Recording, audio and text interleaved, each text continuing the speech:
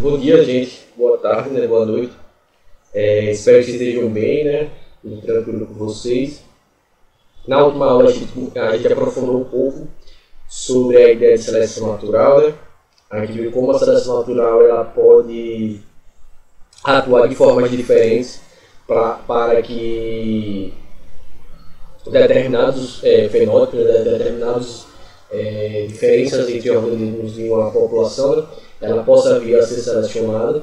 Então a gente viu lá um pouco da seleção natural direcional, estabilizadora, disruptiva. Entendemos qual é a importância da variabilidade genética, né, ou seja, das diferenças entre os organismos, a importância de existir variabilidade genética dentro de uma população, de como é fundamental que a gente tenha ao máximo diferenças entre os indivíduos dentro de uma população, para que essas diferenças elas possam favorecer a sobrevivência dos organismos, a sobrevivência da espécie em si, no caso do surgimento de mudanças ambientais, ou vírus, ou uma doença, em que o aparecimento desses fenômenos eles não levem a uma população inteira a ser dizimada, a uma conjunto de indivíduos inteiros ser dizimada. Então, dependendo do tipo de seleção natural que se estabelece sobre uma população, isso aí de acordo com o ambiente em que esses seres vivos estejam inseridos, a variabilidade genética ela vai ser fundamental para que esses organismos, quanto mais variabilidade genética que você tenha, é maior a chance de que aqueles indivíduos sobrevivam caso alguma alteração ambiental venha a surgir. Então a variabilidade genética ela é fundamental, né? E essa variabilidade genética ela pode surgir por mutações, alterações no material genético dos indivíduos, mas ela também pode surgir a partir da reprodução sexual, principalmente a partir daqueles fenômenos que acontecem na meiose, que são os processos de recombinação gênica, que a gente chama de crossover. E a partir daí, né, ou seja, a partir dessa variabilidade é que a seleção natural vai atuar e a chance dos indivíduos sobreviverem vai ser maior quando essas espécies e essas populações apresentarem essa variabilidade genética. Então a gente vê que cada caso específico da seleção natural para atuar, ela vai selecionar um arranjo de indivíduos, né?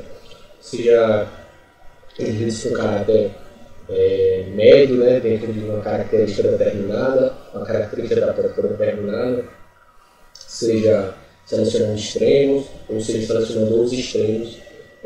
E essa seleção natural disruptiva, né, seleção dos extremos, é uma seleção que se acredita muito que leva um processo de diversificação, né, dos indivíduos até a causa de formação de novas espécies, por levar essa diversidade de extremos, a formação de extremos diversificados.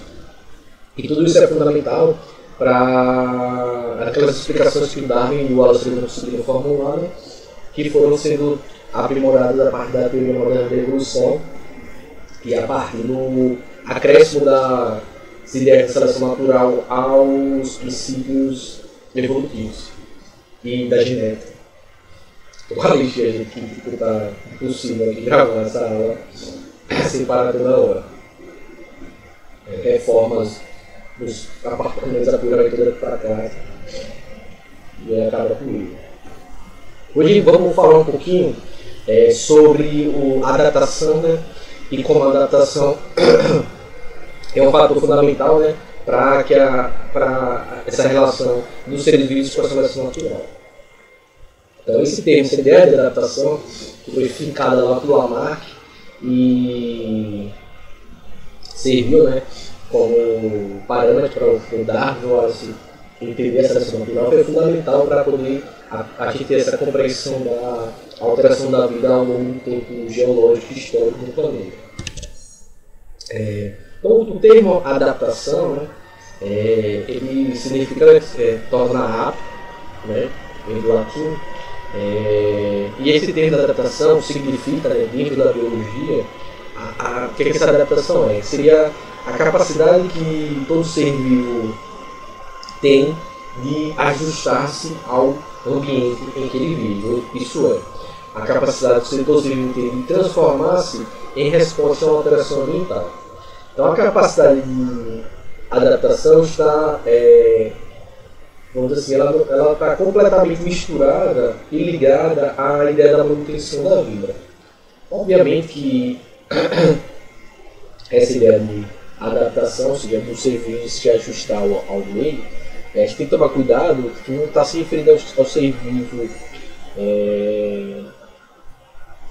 por exemplo, de forma direta, né, se modificar às ideias lamarckistas. Né?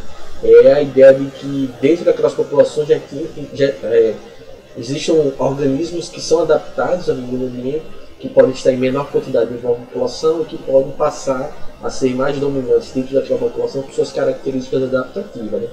Então, em resposta, quando a gente fala, né, essa capacidade de todo ser vivo, a gente está falando do ser vivo em bloco, né, assim, em população. Né? Em população, mas interagindo com os indivíduos, não falando de cada indivíduo em particular. Né? Porque a gente tem essas duas diferenças. Né? A gente tem a adaptação que pode ser entendida a nível de indivíduo e a nível de espécie. Certo? Então tem essas duas diferenças. Ou seja, a nível de espécie está falando da população inteira, da espécie naquele organismo, naquele local, naquele mesmo tempo histórico. Né? Quando está falando do nível de indivíduo, a adaptação do organismo, ele exclusivamente dele. Né?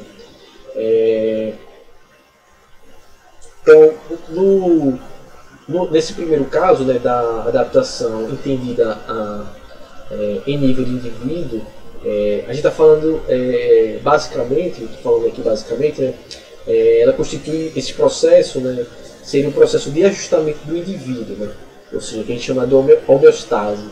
Você já falou sobre isso no episódio do ensino médio, que homeostase seria o mesmo que processo de estabilidade natural, ou estabilidade da natureza. Né? Então a homeostase seria esse ajustamento do indivíduo em que o organismo ele percebe as condições ambientais e se ajusta a elas. Né? Ou seja, sei lá, tá frio, eu vou botar um assim, tá frio, você bota um casaco. Então, você percebe e você consegue se ajustar para conseguir se adaptar. Né? Então a gente tem essa adaptação a nível de indivíduo, né? Que seria justamente esse processo da homeostase, ou seja, do organismo, o indivíduo ele consegue se ajustar de acordo com o que ele consegue perceber das condições ambientais. Ele percebe as condições ambientais e se ajusta a elas. Então está frio, ele vai buscar um abrigo. Né? Então seria um processo de adaptação em nível de indivíduo. No segundo caso, quando a gente fala de uma adaptação de espécie, a gente está falando de adaptação evolutiva, certo? Quando a gente fala da adaptação de espécie, é uma adaptação em nível evolutivo, né? Em que uma população, né, de indivíduos, né, ela se ajusta ao ambiente ao longo de sucessivas gerações, ou seja, não é como o Lamarck entendia de que o indivíduo daquela geração ele começava a se modificar, ia passando suas características, passando, até ter aquele novo organismo super adaptado. Aqui a gente está falando de uma seleção, de uma adaptação de espécie, né? Se a população ela vai se ajustando ao ambiente ao longo de muitas gerações. Não falando das transformações individuais do indivíduo, as modificações individuais do indivíduo para se alterar em busca da adaptação. Certo? Isso aí a gente vai envolver uma série de mecanismos que podem levar a esses processos. Né? Em ambos os casos, a adaptação, em última análise, é resultado da seleção natural. Né? Então, aqueles organismos eles conseguem se adaptar, que a seleção natural os escolhe porque eles têm os mecanismos e características adaptativas para sobreviver ali. Não é que eles se modificam para se adaptar e todo ser vivo vai conseguir sofrer transformações para se adaptar. Não, porque a adaptação ela é resultado da seleção natural, ou seja, aquele organismo ele está ali adaptado porque a seleção natural vai lá e seleciona ele porque ele já tem os instrumentos para que ele consiga se adaptar, certo? Com relação à adaptação individual ou homeostase, vamos falar um pouquinho mais sobre ela. Então, a todo momento, né, nosso organismo ele vai se ajustando ao ambiente. Né? Então, por exemplo, se a temperatura sobe, né, por exemplo, a gente começa a suar, transpirar, né? Tem gente que fica vermelho, né? Essa vermelhidão da pele de quem fica vermelho, né? Mostra os vasos sanguíneos periféricos que estão se dilatando. É por isso que a pessoa fica, algumas pessoas ficam vermelhas, né? No calor, né? Porque os vasos sanguíneos se dilatam, né?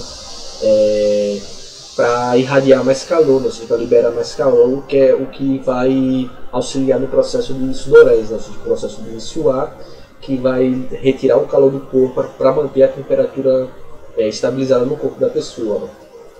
Então, todo momento do seu organismo ele vai tentando se ajustar ao ambiente. Obviamente que existe um limite para isso, né? Existe o que a gente chama da plasticidade fenotípica, né? Ou seja, a gente consegue ter um espectro onde a gente pode tá atuando, né? Para ir se adaptando, se ajustando, né?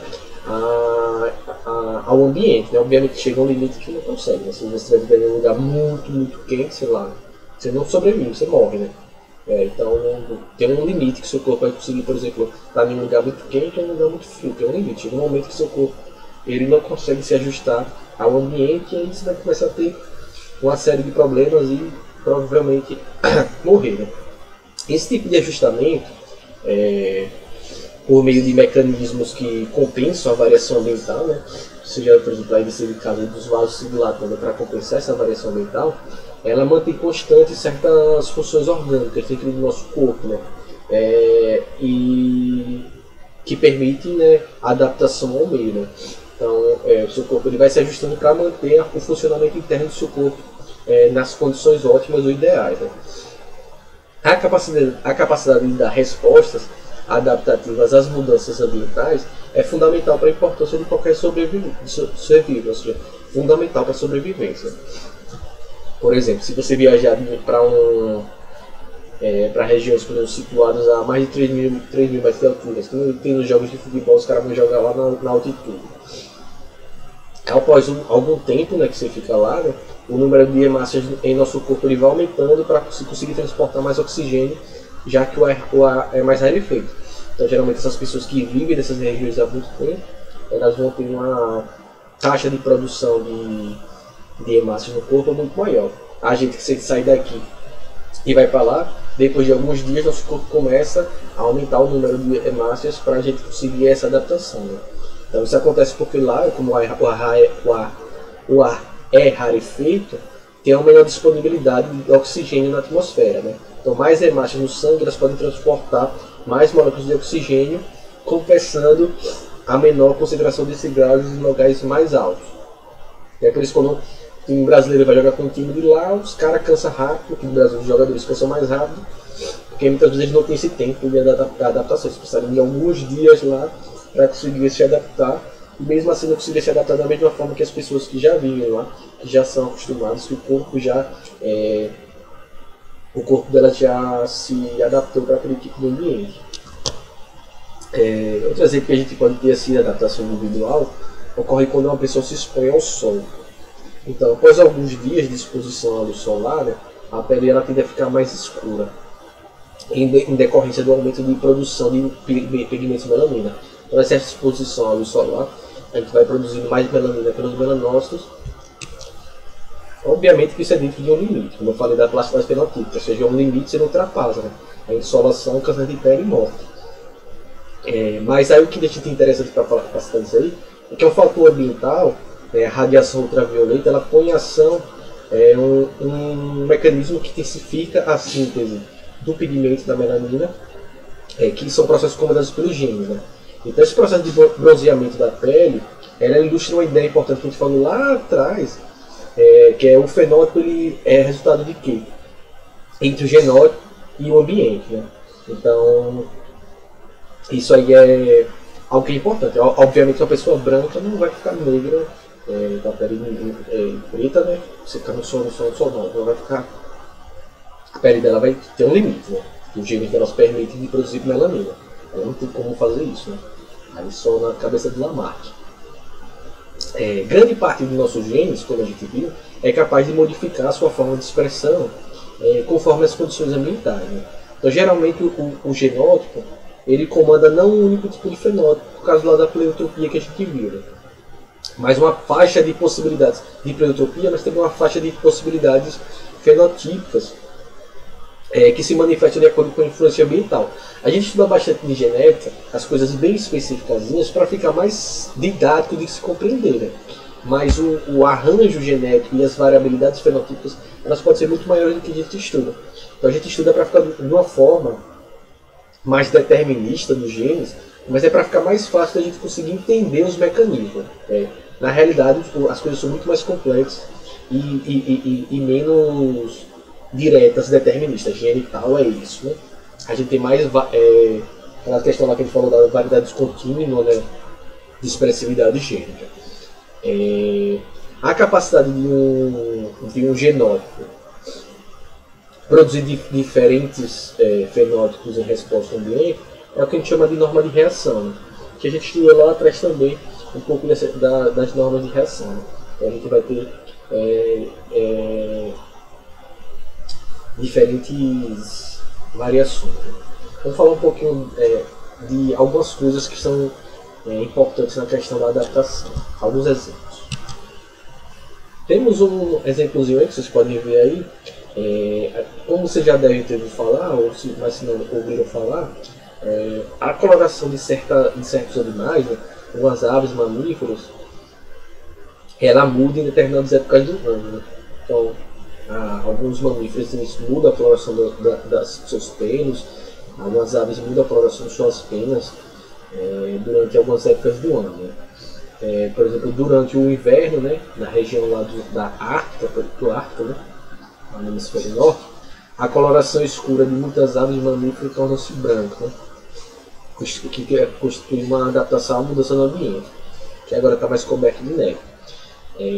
No verão, né, a coloração desses animais ela volta a ser escura, né, se ocultando no ambiente de cores mais escuras nas estações quentes.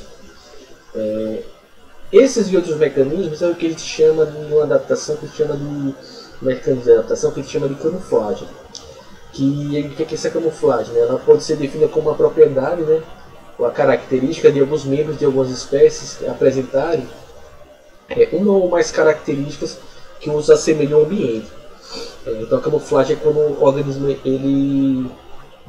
ele se modifica os seus padrões de cores para se ficar semelhante ao ambiente. Né? Então isso é importante para eles porque isso dificulta a localização por espécies com as quais ele interage. Né? Sejam eles predadores ou presas. Né? Que a gente tem uma série de... E aí vai variar de organismo para organismo essa adaptação. Né? Alguns, como o camaleão, que está aqui perto de mim, eles conseguem rapidamente alterar essas cores. Outros já têm padrões de cores de camuflagem. Né? Como vocês podem ver aqui, a corujinha aqui em cima. Né? O lagarto, outro lagarto ali naquele pau do lado do camaleão. E a gente tem lá também outro lagartinho lá, camuflado lá nas folhas. E a gente vai ter vários tipos de mecanismos de camuflagem, né? Vários grupos de insetos, eles também já nascem com essas características, né?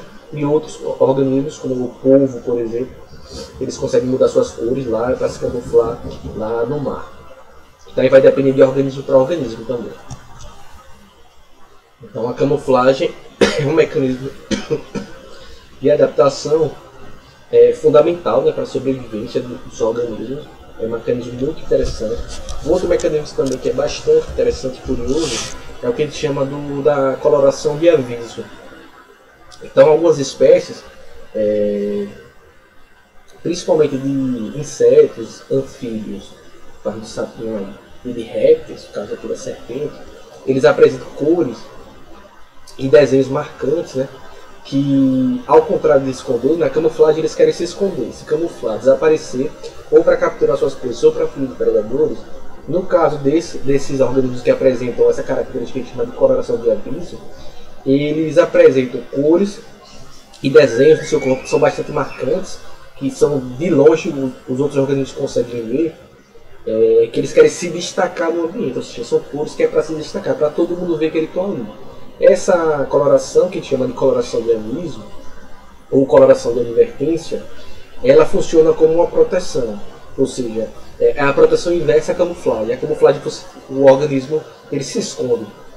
A coloração de aviso, ele mostra que ele está ali. Só que a coloração de aviso, ela alerta aos predadores, né, e aos outros organismos que aquele animal que tem esses padrões de cores, ou ele tem um sabor desagradável na boca, ou ele é tóxico, ou ele é muito perigoso. Né? Ou seja, pode ser um organismo peçonhento, né? No caso é a cobra coral, que pode inocular veneno, né? Ou algum produto tóxico, mas sabe aí se o animal come ele ou morde ele, pode chegar à morte, né? Tranquilamente. Então, esses organismos que têm essa coloração de aviso ou de advertência, eles não se escondem. Eles, na verdade, eles se apresentam, mas eles se apresentam para dizer que a gente é muito perigoso e não se aproxime, né?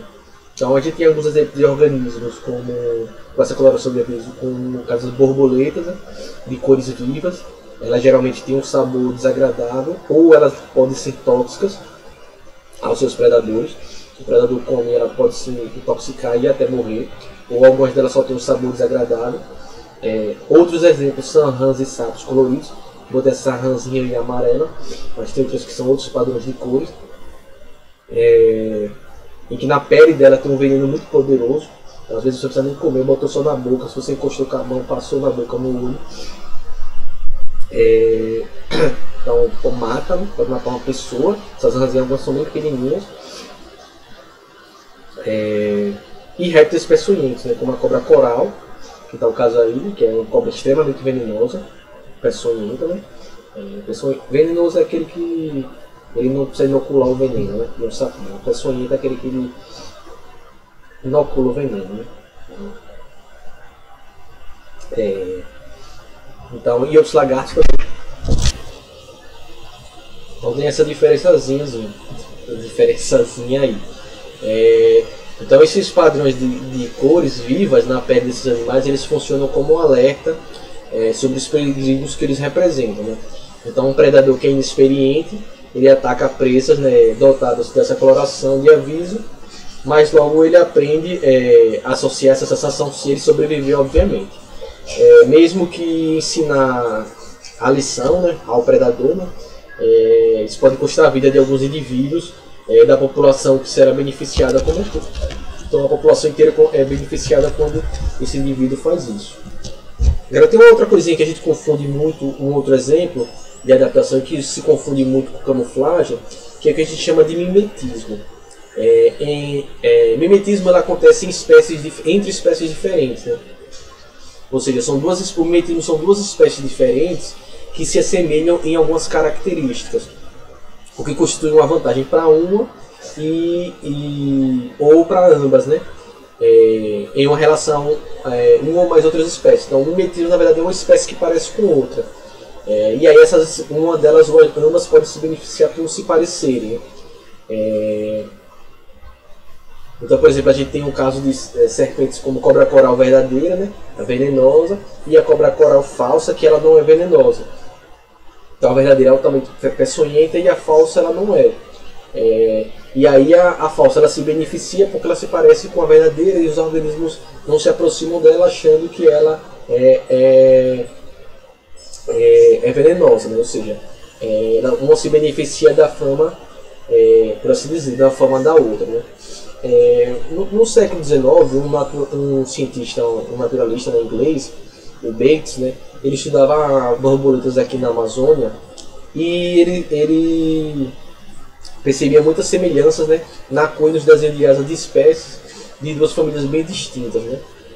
Há borboletas, uma delas não era muito comida pelos pássaros porque ela tinha um sabor desagradável, evitava ela, né. E as borboletas de uma outra família, elas tinham um sabor muito agradável para essas aves, mas e muito apreciadas por esses pássaros que comiam insetos. Mas a grande semelhança entre elas duas, a semelhança visual entre essas duas espécies, essa que era ruim e a que era saborosa, né? A seleção natural acabava selecionando, ou seja, em tese aquela que era mais saborosa, ela tenderia a desaparecer pela seleção natural, porque ela seria mais comida do que a outra, que era ruim. Mas acontece o contrário, porque como ela é muito parecida com essa que é ruim para as aves, ela acaba não sendo, as aves não acabam não utilizando elas para se alimentarem. Então os pássaros eles evitavam as espécies com essas colorações de aviso semelhantes a essas venenosas, ou essas com sabor ruim, e acabavam mantendo essas duas populações, ou seja, era um padrão de seleção positiva para essas que imitavam. Não? Então essas saborosas que imitavam o padrão de cor das que tinham sabor ruim, acabavam sobrevivendo por essas semelhanças. Né? Então essa adaptação em que um modelo tóxico ou perigoso, né, é imitado evolutivamente por espécies, vamos dizer assim, saborosas ou inofensivas, é o que a gente chama de mimetismo batesiano, né? Que vem justamente do Bates, que foi o cientista que identificou esse tipo de padrão. Então o mimetismo batesiano é esse, né? Você tem uma espécie que é inofensiva, mas que ela apresenta um padrão de cores de uma tóxica ou perigosa, e ela se beneficia por isso, no caso aí das corais, né? Há vários exemplos, né? Então tem um exemplo da borboleta vice-rei, que é essa que tem aqui na imagem, né? E que tem um sabor agradável, e ela mimetiza a monarca, que é essa que é bastante tóxica, porque as larvas delas comem muitas plantas venenosas e elas acabam carregando substâncias tóxicas com elas. Né? Então as vice-reis elas se beneficiam por isso, né? Porque elas vão imitar as monarcas. Né? Outro exemplo que a gente tem aqui é como eu já falei aqui, da coral. Né? Então a cobra coral ela mimetiza a cobra coral falsa, ela mimetiza a verdadeira, né, e acaba se beneficiando por isso. Né?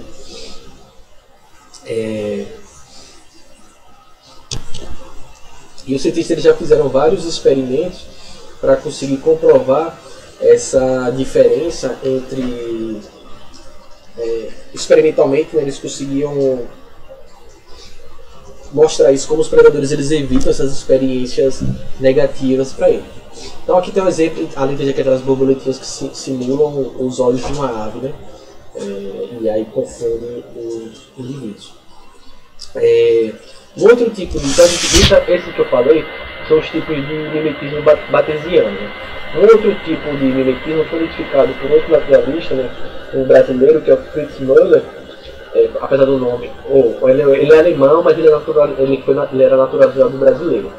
Ele descobriu que o fato de algumas espécies tóxicas de borboletas serem parecidas entre si, ele reforça a proteção de todas elas contra predadores. Né? Então ele tinha... por quê? O que eu quero dizer com isso? Esses padrões de cores perigosas, né, elas vão se repetindo. Né? Algumas serpentes também peçonhentas, muitas delas têm um padrão de cores parecidos. Né? Então, dentre as espécies de corais, por exemplo, venenosas, são mais de uma espécie, elas apresentam entre elas padrões parecidos. Né? Então essa imitação evolutiva, em que um modelo tóxico ou perigoso, peçonhento, ele é imitado evolutivamente por espécies que são igualmente tóxicas ou perigosas, a gente chama de mimetismo mulleriano, por causa do Muller, ou mulleriano. Né? Então entre serpentes de corais verdadeiras, entre espécies de corais verdadeiras, todas elas peçonhentas, né, elas apresentam padrões de cores parecidos, elas apresentam o mesmo tipo de mimetismo. O fato de várias espécies de corais verdadeiras serem parecidas reforça o aviso que é melhor evitá-las. Né? Então, muitas dessas espécies, tem essas duas diferenças. O mimetismo batesiano é esse caso que eu falei da coral verdadeira e da coral falsa, em que a coral verdadeira, ou que a coral falsa evolutivamente imita os padrões de cores da coral verdadeira, e assim ela se salva, ela não é perigosa, ela se salva, e isso é o mimetismo batesiano, que é o caso aí da borboleta monarca e vice-rei, ou seja, um organismo inofensivo e evolutivamente imita o padrão de cores de um organismo que é perigoso para sonhar. Isso é o mimetismo batesiano. O mimetismo mulleriano é o que explica como espécies diferentes, por exemplo, de cobras corais, apresentam padrões de cores similares. Então, aí seria uma proteção, um mecanismo protetivo de conjunto, ou seja, são espécies venenosas que imitam padrões de cores, que mimetizam padrões de cores também de espécies perigosas. Né? Então é por isso que existem esses padrões espalhados em espécies diferentes, porque elas mimetizaram evolutivamente esses avisos. Ou seja, então batesiana é um indivíduo inofensivo copia evolutivamente um indivíduo perigoso, e no caso do batesiano e do Mülleriano é quando o indivíduo perigoso ele mimetiza em outro indivíduo perigoso, e assim todos esses organismos perigosos na natureza eles apresentam essas colorações de aviso bem destacadas, certo? Então é isso, um pouco mais sobre a adaptação. Na próxima aula a gente fala um pouco sobre as bases genéticas da evolução. E por hoje é só. Fiquem bem. Até a próxima aula. Tchau.